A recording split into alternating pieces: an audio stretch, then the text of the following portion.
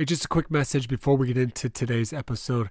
I want to let you know my newest book, The Culture System, it's now available. If you're a listener to this podcast, you obviously find the strategies and the practical things that we talk about, you find those valuable, and that's great. But when it comes to building a great culture, you need to be consistent in the application of practical strategies to build the culture. And to be consistent, you need a system. My newest book, The Culture System, a proven process for creating an extraordinary team culture, it offers that system. It's practical, but also has some intriguing stories as well as some stories and examples of how other coaches that I've worked with have implemented those things over the years. You can get the book at Amazon.com, or you can go over to myculturesystem.com, myculturesystem.com. There are links there for people that live outside the U.S. To purchase from your Amazon page. Thanks for considering investing your time and money in purchasing this book. It doesn't just support this podcast, it supports you, the culture you're trying to build, and the leader you're trying to become. I guarantee it. I love coaches that resist the responsibility of coaches, that talk negatively about a dude that can't learn and blah, blah. Man, if everybody could learn, we need less coaches. Yeah, that's real. Right? If the group didn't need management, then we wouldn't make as much. Yep. I love reading draft evals and somebody's talking about anything other than pedigree, talking about how poor somebody's hand usage is. Well, that's coaching. Mm. I don't run away from coaching. I run to coaching.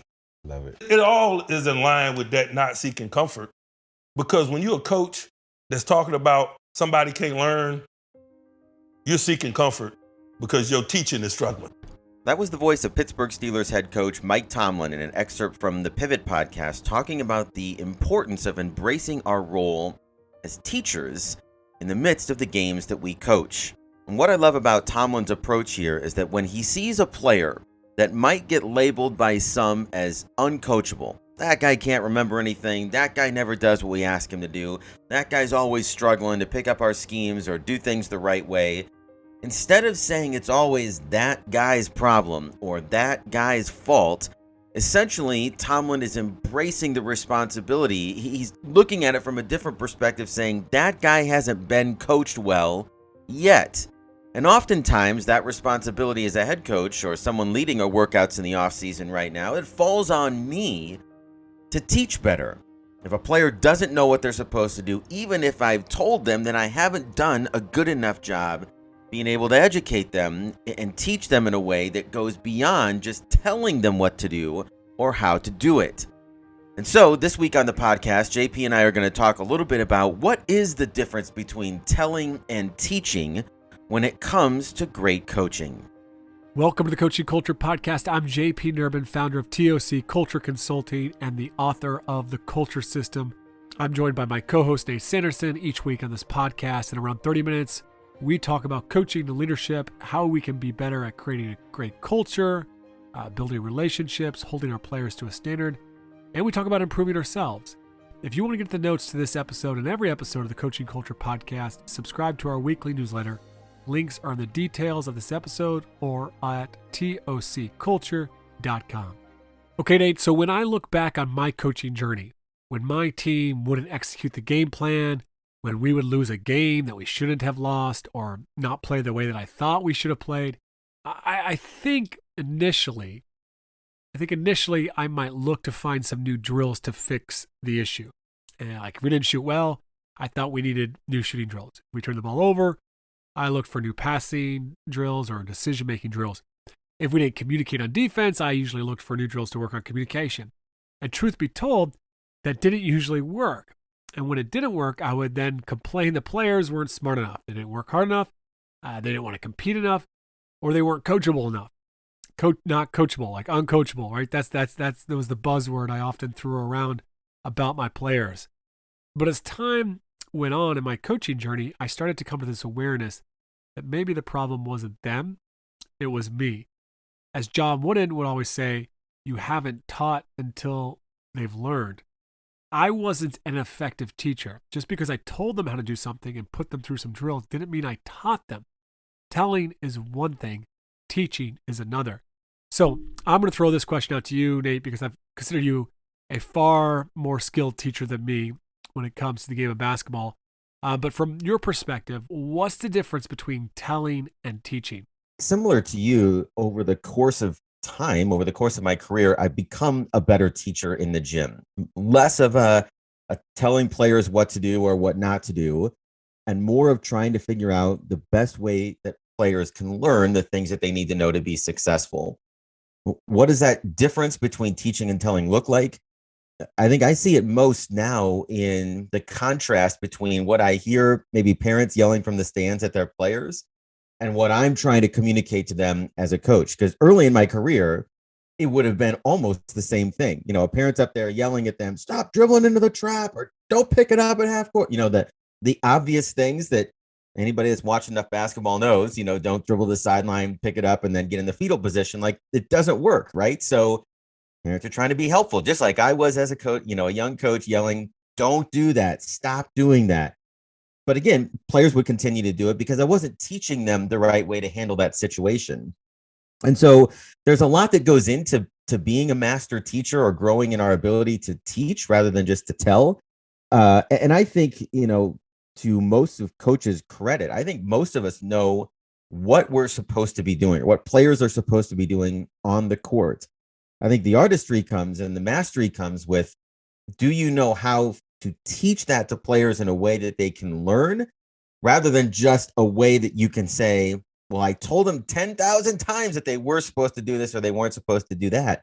And that's kind of what we want to kick around today is, how do I become a better teacher rather than just a teller?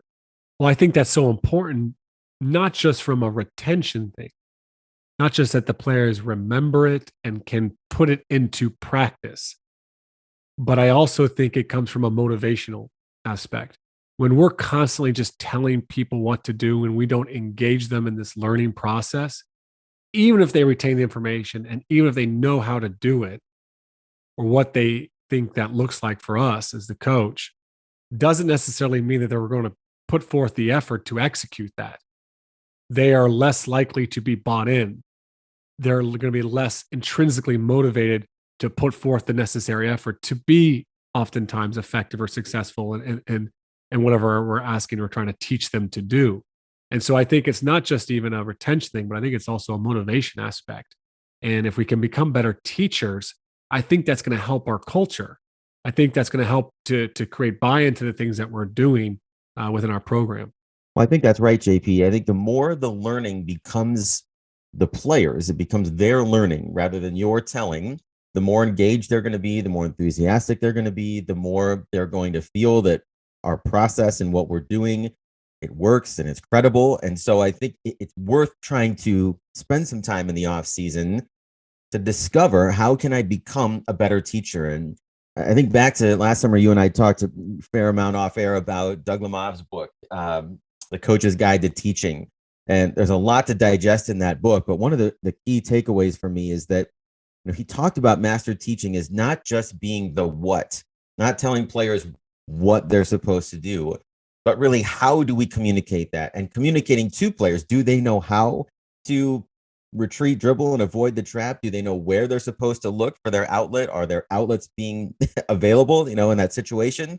All of those things, the how, really make it possible for the what to happen. And yet, again, looking back at my early career and some of the practices of other coaches, I think sometimes we get so consumed by what and don't spend enough time thinking about how do I get a player to understand? How do I get a player to be more instinctual? Well, a lot of that comes back to my ability or inability to teach. And obviously, one of the challenges when you take over a program is you're not really sure what players know, what they're comfortable with, what their language was from their previous coach. And so, there's one approach that says, well, I'm going to try to observe and figure out what they know and what they're good at, and then kind of build from there. We started from a little bit of a different place, and that is we just assumed that they didn't know anything. And it wasn't because they didn't know anything, but it was because it forced us to teach and figure out the best way to teach and to scaffold and to build in our offense and to start to incorporate some of our cultural values. Like, if we just assume they don't know anything, then how would I bring a beginner into our offense, into our culture, into our defense? And I think that helped crystallize for us as coaches the importance of communication and sequencing and kind of taking things one step at a time, which we'll talk about as we go along here. But that assumption, rather than they should know this or why don't they know that, we didn't get hung up on any of that stuff. We just started from a place of assuming a beginner's mind. How do we teach this from square one? I really appreciate that approach, because one of the things I hear a lot from coaches is our guys just don't know how to compete, or we just don't know how to work hard. We don't know how to win. These are very common phrases that we use as coaches to describe our players. And the reality is, okay, they don't. Maybe they don't know that. Or maybe they just don't know how to compete or work at the level that which is probably okay. And that's fine. It's understandable. We are significantly older than them with significantly more life experiences. It is our job to step in there and to teach them. And so often when I think about, when it comes to things like competing or attitude or effort and stuff like that, it's all very, very relative. And so we have to be teachers in those things as well, too. And we become frustrated, though, as coaches, I think, when we assume they know more, on a technical skill or even just something like competing or, their effort. We assume they should be at this certain level. And we just create a lot of frustrations for ourselves instead of just going in there and saying, hey, all right, I'm going to assume, once again, they know nothing, and I'm ready to work with them on that, and because that's my job. Well, another area, JP, that I find myself struck by when I watch other coaches' practices oftentimes is I just think to myself, you see a lack of effort, you see players not talking, you see them being disorganized, you see them taking forever to get from one drill to the next. And the thought that just bangs in my head is they don't know how to practice. They don't know how to practice at a high level, right? And some coaches would say, well, that's because they don't have the leadership. They don't have the seniors that are going to hold them accountable, or they're going to show the way, whatever. And there's certainly those components are important. But when we started at Mount Vernon, again, from that assumption they don't know anything, that also meant I assumed that they didn't know how to practice. They've been in practices their whole life, but did they know how to practice the way we want to practice? I doubt it. And so before we even went into the gym to start the season, we walked through, some of the things, our practice rituals. We start in the circle. We start with connection. Here's how we get in and out of drills. We're going to use the theater, just some of the nuts and bolts that have been effective for us over the years. But we talked about those practice expectations, and we talked about why those were important and why those yielded better practices for us. So again, taking 45 minutes before our first practice to teach them how to practice and why. And I think not only did it give us, the same set of expectations to start, but it reinforced even to our coaching staff and this mindset of we're going to coach everything. From how we come into the gym to practice, to how we start, to how we get in and out of things. And not only are we going to teach it, but we're also going to communicate to our players why it's important and trying to get them to think about, well, why is it important to hustle in and out of drills? Well, we would ask them, what does it look like? What does it feel like? What do we get done if we don't? And so just engaging them sort of in the reflective process on how we practice gave us a massive head start to this season, compared to some of these other practices that I've seen over the years. It's funny you share that story. I remember being invited to the New England Patriots training camp back in 2018 and that summer, and I was just fascinated about how they actually took the time to teach players. These are, some of them are rookies, but other players from other teams of this is how we practice here, right? They took time to go through that. And then throughout the season, there's amazing stories about how they will teach the players how to do halftime.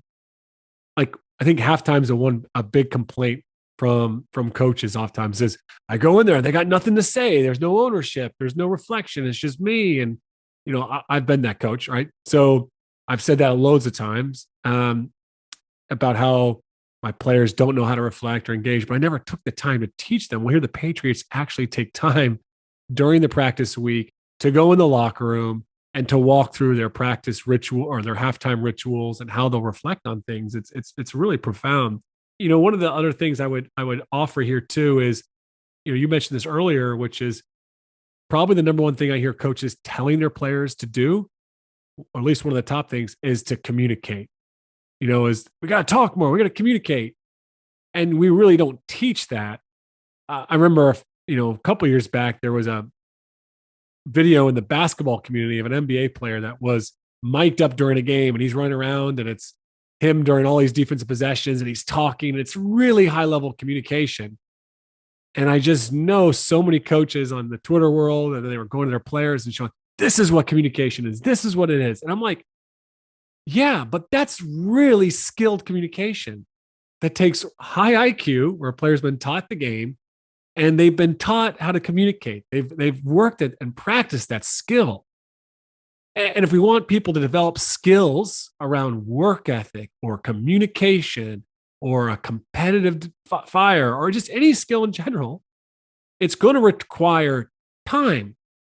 It's not just something you can tell and expect results in there. Related to that, underlying that approach to teaching communication is this assumption that maybe I think players should know it, but they don't.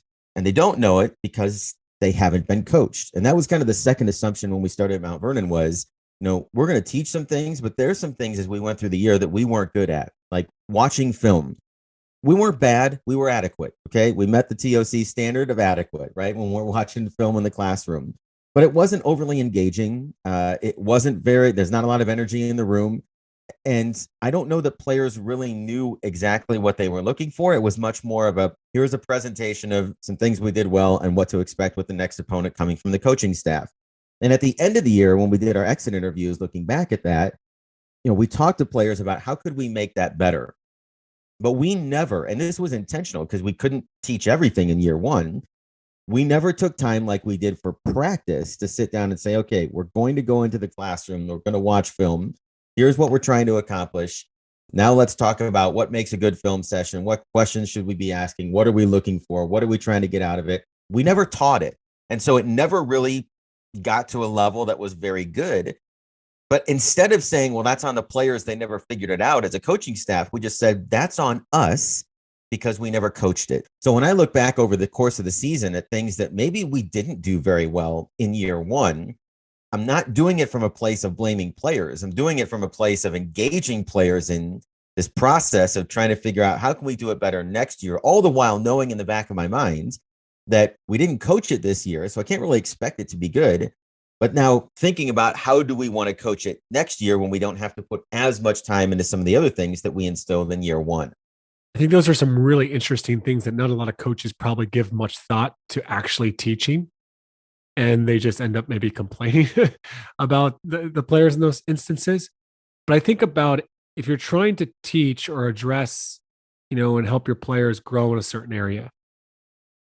One of the big things I think I pay a lot of attention to now is their motivation to learn. And if I want to teach something, are they motivated to actually improve in this area? Or is it really, if I am trying to engage them, is it going to kind of fall on deaf ears? Are they going to just really not, be interested in retaining it? And I think the kind of two keys when it comes to motivating to learn, to make sure that it's right for me to actually engage and try to teach something. The first one is awareness. Like if they are not aware that there's an issue or some deficiency, then why would they be interested in learning something new? And they have a total lack of awareness at times. And then you have to find ways to highlight and help them to become aware. That could be obviously using, different forms of questions and stuff like that to get them to reflect. But I think the second thing on top of that is what you mentioned earlier, the why. Like, why is this so important? How would this actually lead to our success? So I'm aware that there's a deficiency or we could have definitely improved in this area. And there's reason to improve in this because if we make these changes, it's going to result in this. It's going to result in a better experience. We're going to score more points. We're going to be, a better performing team. But if I don't think I have a problem, or if I think I have a problem, but it's not actually that important, then why would I be interested in learning from you? Well, I think that's a great point, JP, because players do need to understand, what is this issue that we're addressing and why is it important for us to spend some time here to improve it? Now, you and I have put together a list of some strategies that have worked for us over the years as we've gotten a little bit better at this, I think, in practices. So in no particular order, I'm going to hit on a few here, JP. The first thing that's been good for us in terms of teaching is thinking of things in terms of a seminar rather than a segment. In other words, if you look at a lot of practice plans, you'll see there's a segment for half-court offense or one-on-one or ball handling or rebounding. Like everything is compartmentalized, and maybe there's purpose for that. But if I'm trying to get better, and I think back to last year, we were really bad rebounding defensively. We didn't teach it until December. So we're giving up 12, 13 offensive rebounds a game and not really talking a lot about it because there's other things that we were teaching before that. Well, when it was time for us to start identifying in our system in particular, the top two players in our zone had to be more accountable. They had to be more active in the defensive rebounding. We started with film. And so we look back at the game before, we had given up 12 offensive rebounds. 8 of them were because the top player didn't pursue or didn't box somebody out, shooter out, whatever it might be. And so we started with, just as you talked about before, awareness of the problem. We talked about solutions. How can we do this better? And then we went downstairs and we spent, 15, 20 minutes on working on this, both individually and then in a 5-on-5 context. Altogether, we probably spent close to 45 minutes just on the topic of the tops rebounding better in the zone. You fast forward through the rest of the year, we never really had to come back to it specifically because we invested so much time in it, almost like a whole class period just on that particular subject. We did the same thing for post-entry passes. And I could go through, a number of different areas where we decided, all right, now is the time we need to teach this one aspect. Let's do it in film. Let's talk about it. Let's show them the technique and let's work on it. And let's invest 30 minutes, 40 minutes to doing it one time really well. And then just reminders from that point on, rather than, gosh, JP, we got to get, I think we need 10 minutes on defensive rebounding today, but never really spending enough time to get in depth with it to make huge progress in a one period or one seminar time frame.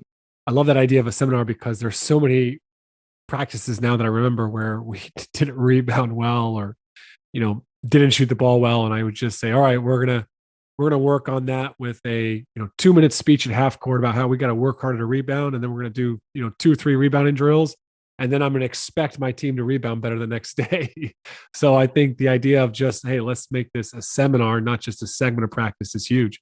One of the challenges of taking over a new program is you have all these grand ideas about what do you want to run offensively and defensively. We can do these actions and we get players in this situation.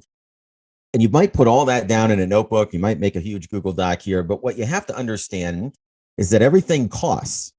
Right. So the more set plays that I want to run, the more time it's going to take away from practice, from us doing other things. There's an opportunity cost to everything that we put in. And so there has to be an understanding here of what's most important.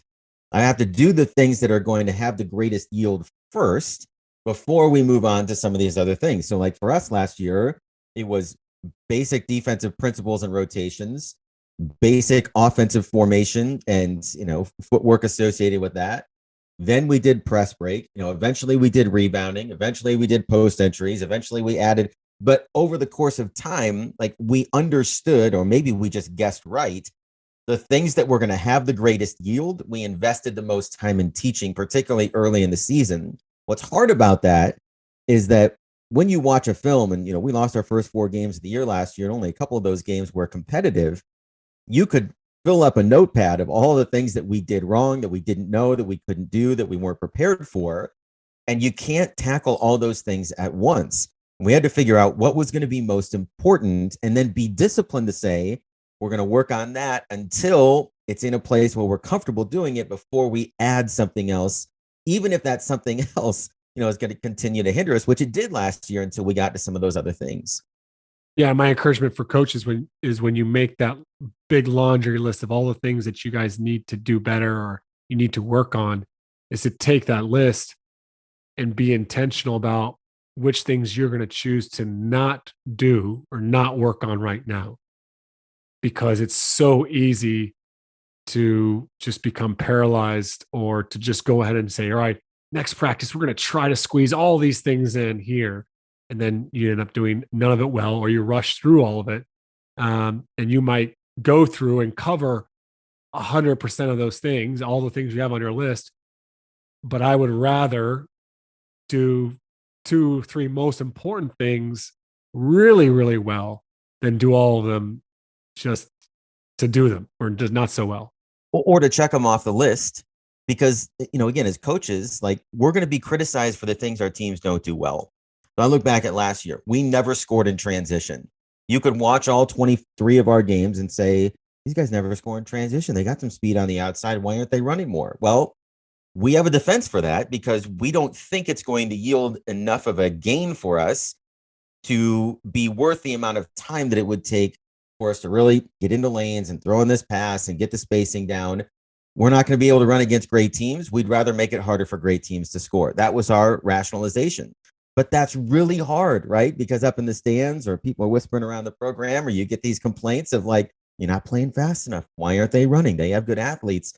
And so it can be difficult, in the face of that criticism, to hold firm and say, no, I don't think this the juice is worth a squeeze on that, when we can get more out of spending our time on whatever those other things might be, whatever your priorities might be. Now, I know, JP, you've got a couple questions you want to talk about, just in terms of engaging your players. And I'm going to give you 2 to start here. And the first one is one that I've been challenged a little bit from some of Chris Oliver's work. And that is, a lot of times in practice, we'll go through and, maybe we're playing 5-on-5 in the half court and we botch a defensive rotation. And so we stop it and we rewind the action and we start walking through and we ask the players, okay, where did we go wrong? What do we need to do differently next time? And we do this to be able to see and correct mistakes. One of the things I heard Chris talk about recently was that how many times do we stop something in practice or even something in film and rewind and ask the question, why did that work? And I thought, that's genius. We spend all this time on our mistakes, but do we really spend time when we watch a play? We watch a lot of our successes in our film, but I've never really stopped and asked the team to reflect on, why did that action or that sequence work? What did we do right that made that happen? Because again, that encouragement or that reward or that affirmation is going to yield that behavior more frequently, but better for the kids to be able to reflect on it a little bit than just the coaches telling them this was a good play or this was a great shot. We're trying to get them to reflect through the process of both the good and the bad. Yeah, and I know that when things don't go well, when something bad happens, oftentimes when we try to engage and teach those moments, it comes across as blaming certain individuals instead of getting individuals to take responsibility. And I think it's really important to move from blame to responsibility. Blame, I think you're all about the outcomes, right? There was a missed rebound. We're just going to dwell on that. Whereas responsibility focuses on the actions, the behaviors that would be important in, being successful in that moment. But if we can engage with questions, and I love your questions, where, hey, why did this work? One of my favorite, series of questions I like to potentially walk players through, and maybe use all these, maybe use 1 or 2 of them, but it's just, hey, what happened there? What do you think caused that to happen? Bad or good? What ideas do you have to solve that problem now? Or, hey, what do we learn from this that can help us next time? And you might get some players that take responsibility for, let's just stick with your rebounding example here, a missed box out, for instance. But when you engage the team in conversation there, you start to get other people take responsibility, like, hey, we didn't give a reminder in that. We should have, reminder on the shot and everybody to box out. So you get other people, when you engage in those questions, that start to step up and take responsibility, rather than if you come in as a coach and you tell them like, hey, you didn't box out and you all didn't give out, shout out the shot went up there and give those reminders. It just feels significantly different when we use questions to engage with them. And I think related to that, JP, just a little nuance in language. And I'm thinking particularly when we're watching film, we're trying to talk about defensive coverages as an example. We're asking now, whose job is it? Not necessarily who's, like, it's Kenzie's job or it's Ashland's job, but it's the job of the top, or it's the job of the bottom in the zone, or it's the job of the middle. And in doing that, it depersonalizes a little bit. So it doesn't feel as much like blaming. I'm not saying, damn it, it's JP's job to box out the shooter every time. And here you can see he's not doing it, or what should JP do differently next time? Like that all of a sudden gets us on our defenses. But if we ask, what should we do on the ball? What's the responsibility of the on-ball defender? Now, all of a sudden, we're talking about a situation that any one of 4 or 5 players could be in, right? And it maybe it's semantics and maybe it's a little bit too nuanced, but I can think of an example last year where we called out the same kid on 8 out of 10 clips for not boxing out. She walked out of that room and had no idea that we were singling her out. And maybe that's just because she wasn't paying attention. I don't know. But as a coaching staff, we felt like it was so obvious, but she didn't take any offense to it whatsoever because we were just talking about the tops of the zone.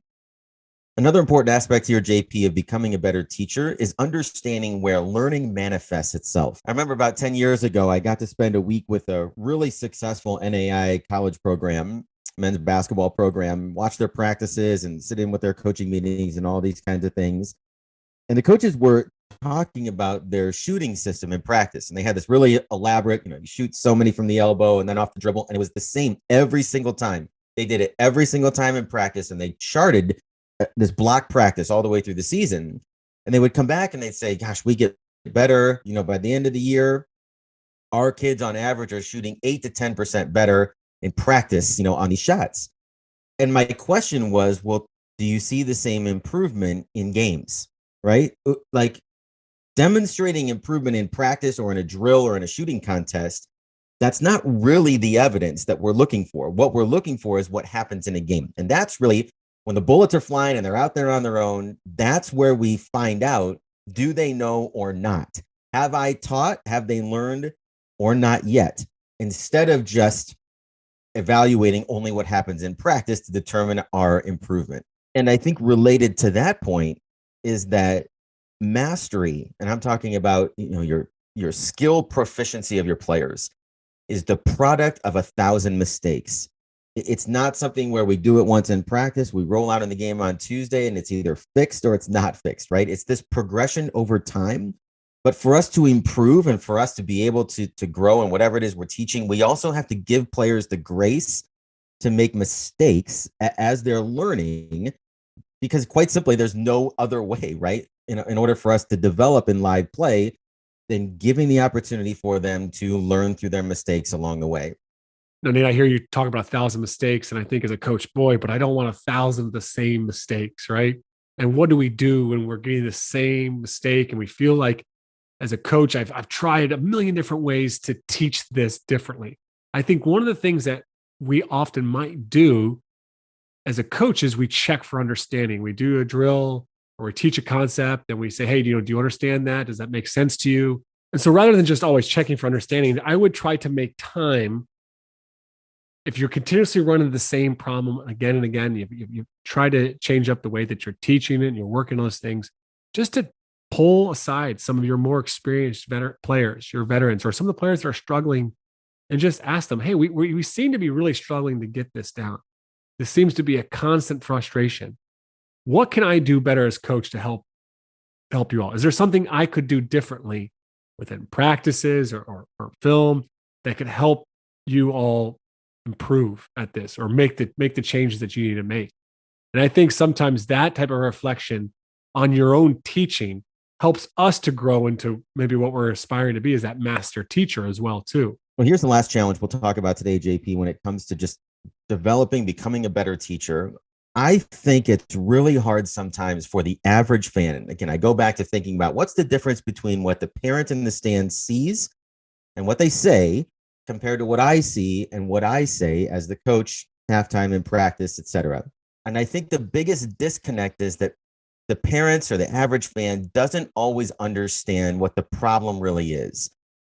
A couple of simple examples. So there's a great clip on YouTube of Cam Newton when he was with the Carolina Panthers, going through his progression from calling a play in the huddle to going up to the line of scrimmage to reading the defense, making his checks, communicating to his wide receivers, and then he snaps the ball. And if you look at that sequence, and we'll put the link in the show notes, there's probably a dozen things that could go wrong just in the calling of a play and the adjustments that are made at the line of scrimmage. That if one guy blows his blocking assignment or somebody reads the defense in the wrong way or misunderstands what's called in the huddle, the whole play collapses. The average fan up there thinks, how the hell could they call that play on this down? That never would have worked. But the reality was it was the right play It was the right call against that defense, but one person messed it up. And so the master teacher looks at the sequence and says, I recognize where we went wrong. The wide receiver didn't see the hand signal and therefore didn't run the right route. We had everything else correct, and teaches to that rather than saying that play doesn't work and throw it away, or the quarterback doesn't know what the hell is going on, and put somebody else in there. So I think understanding what the problem really is can be a real challenge, again, certainly for the average fan, and sometimes for us as coaches, if we just dwell on the result and don't work our way back through the process that led to the outcome to inform what we teach next. One other thing that I want to add here, and this is a shameless plug for your book, but all the things that we've talked about here in terms of just improving our teaching, a lot of the examples have been tactical, technical, strategic type things, particularly in a basketball context. How do we approach a problem with our offense or our defense, or communicating something in practice? I think both you and I would agree, all of our experience in working with coaches and building cultures in different programs, that the same approach to teaching can have the same dramatic effect on our culture. If we only think about telling players, you have to have a positive attitude or you have to be a better leader, but we don't spend the time to teach them how, we're going to continue to spin our wheels and be frustrated. But if we use some of the same approaches we've talked about here, trying to understand what the real problem is when it comes to a player not communicating or not being coachable, or why something isn't working that we're trying to implement, whether it's a captain's council or one-on-ones or peer accountability, whatever those things might be, they have to be taught just as much as how to run a particular defense or a particular press break. And that's the thing, when I read through your book, JP, and we see some of the comments from other coaches, is that the feedback has been, I've always seen these things as a problem. And now I have a better sense of how to teach my team to establish standards, to support those standards collectively, and to hold each other to those standards in a way that moves our culture forward. I always knew that was necessary. Your book really outlines for coaches how to do those things and how to teach your culture the same way that we're trying to teach our strategies and systems, as we talked about here today. All right, that's it for today. If you haven't already, please buy your copy of The Culture System and then read it. Don't forget to read it. I remember hearing once only a quarter of the books purchased are read, but I guarantee you this book will help you significantly this season.